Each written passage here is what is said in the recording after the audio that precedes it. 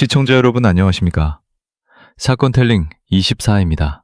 오늘의 이야기는 최근에 발생한 사건으로 개인정보 보호를 위해서 등장인물은 모두 예명을 사용하였음을 밝힙니다. 그럼 시작합니다. 친구들과 스터디 카페에서 공부를 마치고 집으로 향했던 최서연은 그날도 평소와 다름없이 6차선 대로변을 따라 걷기 시작했습니다. 밤 11시가 훌쩍 넘은 시각이었지만 큰 길만 따라가면 집이었고 20분쯤 걸으면 닿는 익숙한 길이었습니다. 응급구조사가 꿈이었던 17살 소녀, 누군가 다치면 달려가 도와주고 싶다던 아이였습니다. 그런데 그날 새벽 아버지에게 전해진 것은 청천벽력 같은 비보였습니다. 그 밤 광주 도심에서 무슨 일이 있었는지, 그리고 이 비극을 막을 수 있었던 순간들이 왜 모두 빗나갔는지 지금부터 하나씩 들여다보겠습니다. 현장에 도착한 구급대원들이 마주한 것은 이미 의식을 잃은 최서연의 모습이었습니다. 목과 옆구리, 얼굴 등 9차례에 걸쳐 흉기로 공격을 받은 것으로 부검 결과 확인됩니다. 경동맥이 절단될 정도로 깊이 찔린 상태였고 흉부에도 강한 공격이 이어진 것으로 보입니다. 자발순환이 끝내 회복되지 않아 새벽 1시 31분 사망이 확인됐습니다. 블랙박스에 담긴 이준혁의 행적을 면밀히 살펴보면 그 밤의 움직임은 우발적이라고 보기 어렵습니다. 그는 도로변에 세워진 대형 트럭 뒤편에 자신의 차를 밀어넣고 몸을 숨긴 채 기다렸습니다. 어두운 길을 혼자 걸어오는 최서연을 발견하자 그 뒤를 조용히 따라붙었고 최서연이 차량 앞을 지나치는 순간 뒤에서 빠르게 접근했습니다. 마치 사냥감을 습격하듯 목을 감아 제압하려 했고 비명 소리를 듣고 달려온 남학생에게도 흉기를 휘둘렀습니다. 신고를 해달라며 남학생의 주의를 돌린 뒤 전화를 걸고 있던 그 남학생의 목을 흉기로 찌른 것으로 확인됩니다. 그리고 현장을 빠져나가 자신의 차로 곧장 도주했습니다. 범행에 걸린 시간은 불과 2분 남짓이었습니다. 맞은편 도로를 지나가던 남학생이 처음 비명을 들었을 때 그는 전화통화 중이었다고 합니다. 무언가 심상치 않다고 느껴 길을 건넜고 트럭 뒤편 어둠 속에서 쓰러진 최서연을 발견했습니다. 아무런 이유도 아무런 면식도 없는 17살 소녀가 거기 있었습니다. 그 남학생 역시 목을 찔리는 큰 부상을 입었습니다. 딸이 집에 돌아오기만 기다리던 아버지에게 전화가 걸려온 것은 새벽 1시가 넘어서였습니다.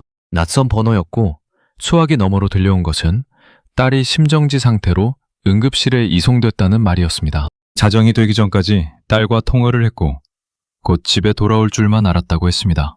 그 통화가 살아있는 딸의 목소리를 들은 마지막이었습니다. 응급구조사가 되고 싶었던 아이가 그 꿈을 펼치기도 전에 그 자리에서 멈춰버린 겁니다. 그렇다면 그날 새벽 이준혁은 왜 30시간 가까이 광주의 거리를 헤매고 있었던 걸까요? 이후 이준혁의 행적을 면밀히 들여다봐야 합니다. 사건이 벌어지기 이틀 전으로 거슬러 올라가면 전혀 다른 이야기가 시작됩니다. 2026년 5월 3일 오후 이준혁은 대형 상점에 들러 칼 2점을 구매하고 현금 100만 원을 인출했습니다. 이후 집으로 돌아가 샴푸와 면도기 등 생활용품을 가방에 챙겨 나왔습니다. 그리고 그날 저녁 같은 식당에서 함께 일하던 동료 응우엔 가명의 집을 찾아갔습니다. 택배가 온 줄 알고 문을 연 응우엔은 그대로 집 안으로 끌려 들어갔습니다.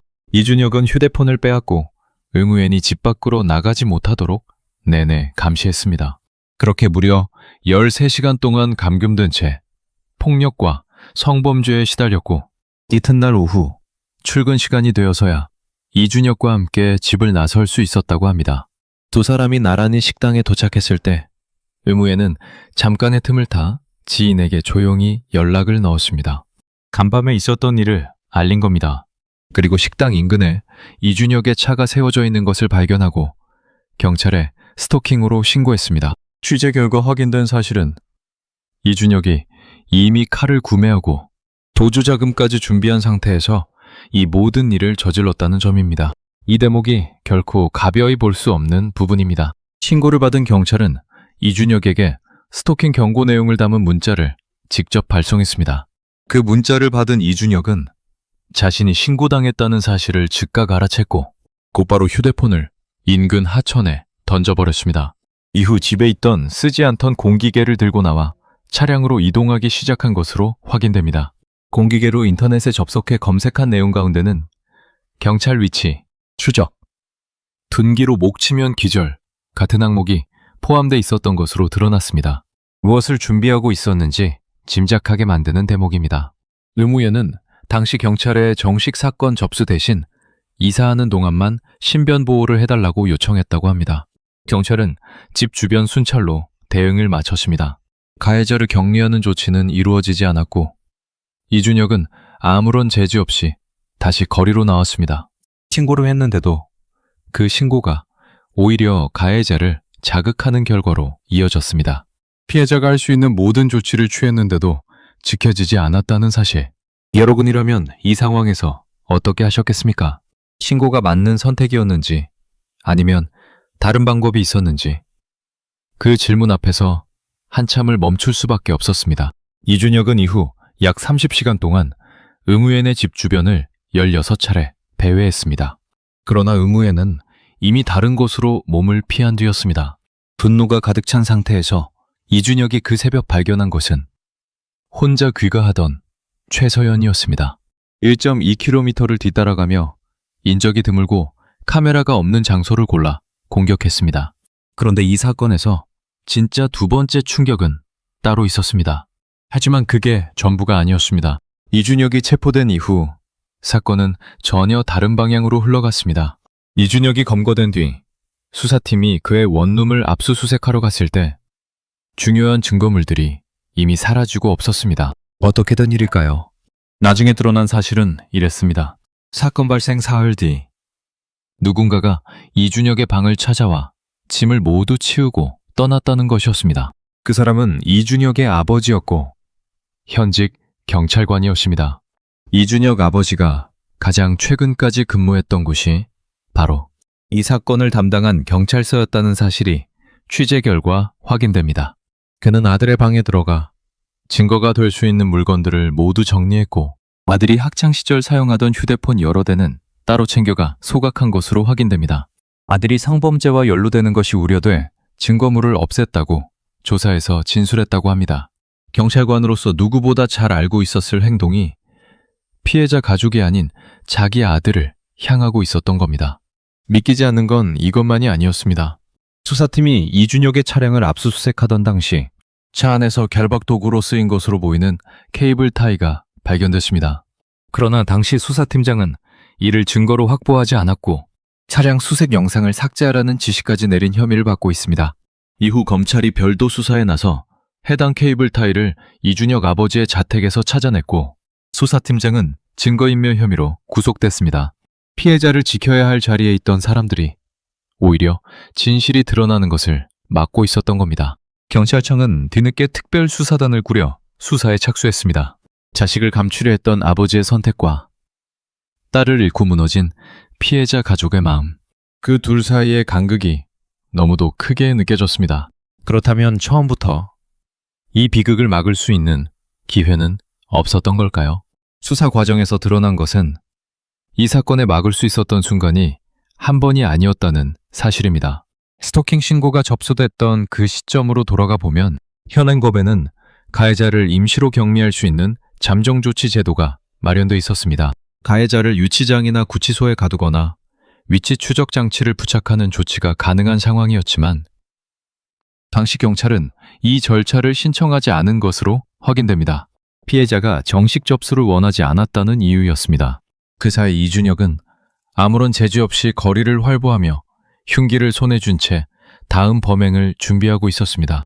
뜻밖의 사실이 더 드러났습니다. 이준혁은 이 사건 이전에도 전적이 있었습니다.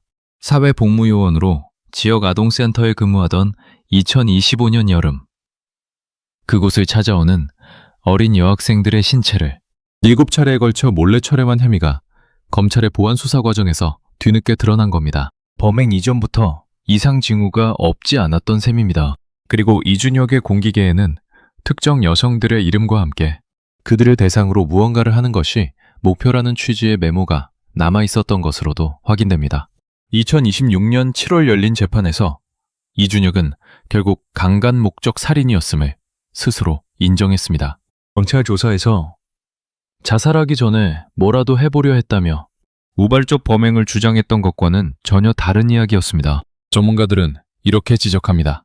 이준혁의 범행은 특정 대상에 대한 집착이 거절과 신고로 좌절되면서 분노가 전혀 다른 피해자에게 옮겨붙은 구조이며, 이런 유형의 범죄는 경고 신호를 제때 포착하지 못한 시스템 전체의 실패로 봐야 한다고. 지난해 우리나라에서 발생한 살인사건을 살펴보면 5건 가운데 하나꼴로 스토킹이나 교제폭력 같은 여성 대상 범죄가 먼저 있었다는 조사 결과가 있습니다. 이준혁의 사건은 예외가 아니라 반복되어 온 구조의 한 부분이었던 겁니다. 그 모든 사실 앞에서 최서연의 가족은 오늘도 하루하루를 버텨내고 있습니다. 그렇게 그날 밤 이후 최서연의 아버지에게는 매일 아침이 악몽처럼 찾아온다고 했습니다. 눈을 떠도 딸의 방에 딸이 없는 현실을 다시 마주해야 한다고. 제발 꿈이었으면 싶지만 현실은 그게 아니더라고.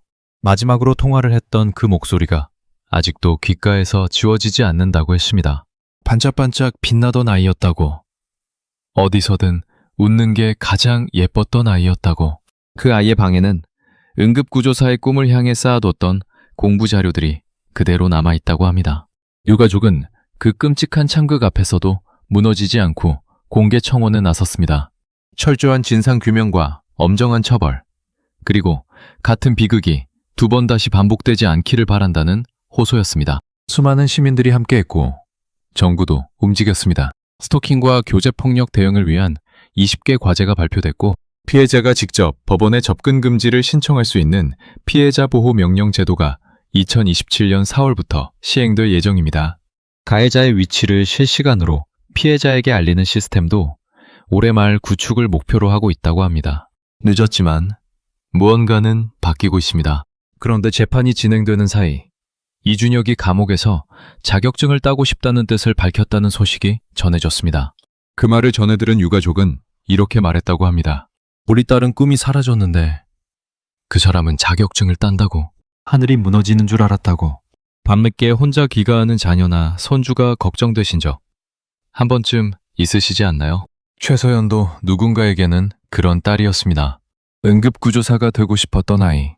다른 사람의 아픔을 먼저 살피던 아이. 그 아이를 사건 번호가 아니라 꿈 많던 17살 소녀로 기억해 주시기 바랍니다. 해주지 못한 것들에 대한 아쉬움과 이 생에서는 지킬 수 없게 된 약속들만 남은 가족들의 한을 우리는 어떻게 풀어줄 수 있을까요? 사건 텔링 24는 이 사건이 어떻게 진행되고 어떤 결과에 이르는지 끝까지 지켜보겠습니다. 시청해 주셔서 고맙습니다.